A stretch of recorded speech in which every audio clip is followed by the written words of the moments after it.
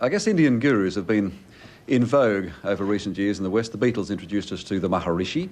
The Orange people blindly followed the Bhagwan. But there have been others far more credible and far more respectable. My next guest is a Bombay lady whose following is growing around the world. She says that you have the power to deal positively with every problem, from con men to cancer. All you have to do is know how to tap into it, to tap into that power. Would you please welcome the lady acclaimed as India's greatest living saint, the mother of Sahaja Yoga, Shri Mataji. Welcome.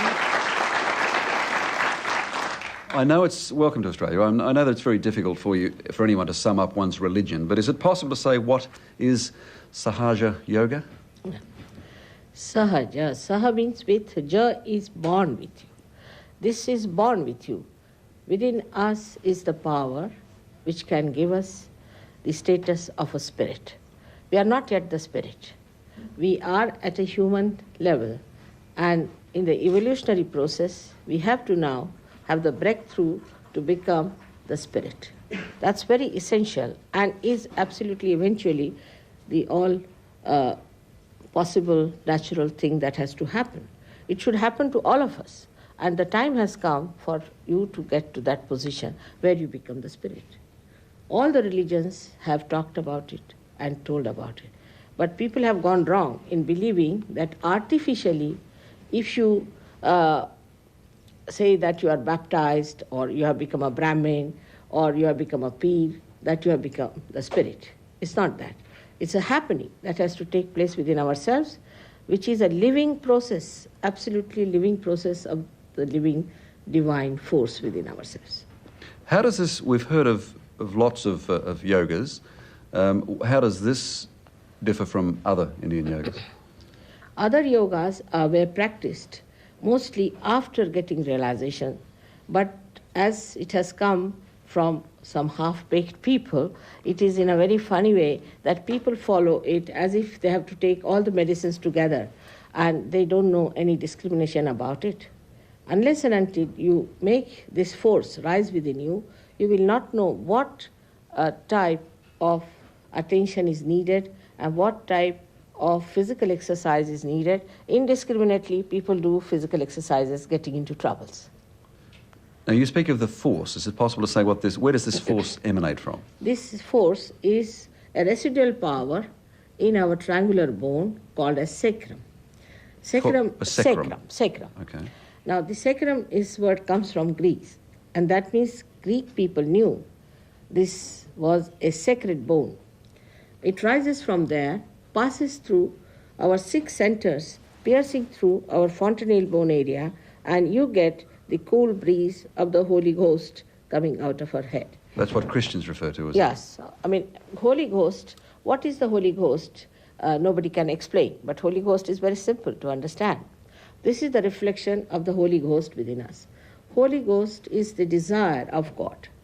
God himself watches the working of the desire, and the desire is that we all should become the spirit. And this desire is reflected in our triangular bone in 3.5 coils. Is this the central nervous system? No, it is in the triangular bone. This is the fourth force within us. You see, okay. We have sympathetic nervous system, left and right, and we have got autonomous, that is the autonomous nervous system, and parasympathetic, and we have also central nervous system. Now, this is the system which is not yet working. It is still in the triangular bone.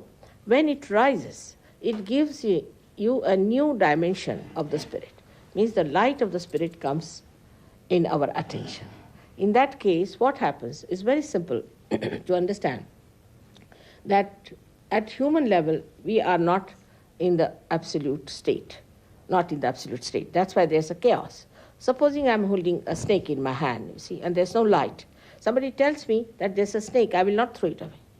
I would not like to listen to anybody's advice about it. But if there's a light, I'll throw it away.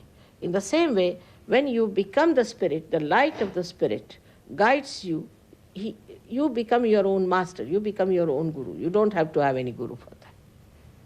This piercing of the fontanelle bone by the Kundalini gives you the power of the spirit. But we'll demonstrate it later, or at least we'll give you a chance to demonstrate later, but you're talking about a physical power, a spirit that comes out of the top of your head. No, it's an energy. An energy, all right. It's an energy which comes out of your fontanelle bone area, touching the spirit. But the spirit actually resides in the heart. But the main seat of the heart is here in the fontanelle bone area. And it pierces through. When it pierces through, actually it should pierce. It's not just I say I baptize you. It's not like that. It has to pierce through that, and you have to feel the cool breeze of the Holy Ghost on top of your head. Is it there now? Yes, it's there. Can I feel it? I don't know if you'll feel it or not, because you'll have to have that sensitivity. Now, you see, all around also that all-pervading power is there, which makes everything vibrate. But this energy can be felt only when you have got that realization. Then what happens that all your centers on your fingertips become sensitives. And you can feel, this is written in the Quran, that your hands will speak when you will get to your resurrection. Yes. This is your resurrection. But Mataji, you must know, you must realise, I mentioned the Maharishi and I mentioned the Bhagwan and so on. You must live with the skeptics and the doubters because of those... Of course, I'm living with them all the time. The con men who've come Yeah. before you. Yes. Now, firstly, you see, the great mistake we commit as far as going to gurus or to anything that is religious is that you cannot pay for God. You see, it's a living process of a living God. Now, supposing you want to sprout a seed, how much money do you pay to the Mother Earth? It's a very simple thing, but people don't understand. They think that they can purchase everything. You cannot purchase God. A simple method, if you apply to all of them, they will all run away.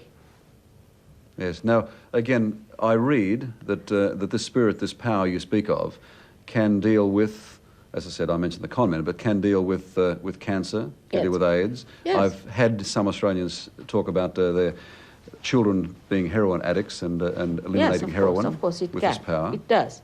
Because, see, I'll show you now. This is the center. We can say this is the medulla oblongata, or we can say this is through which the central canal is passing.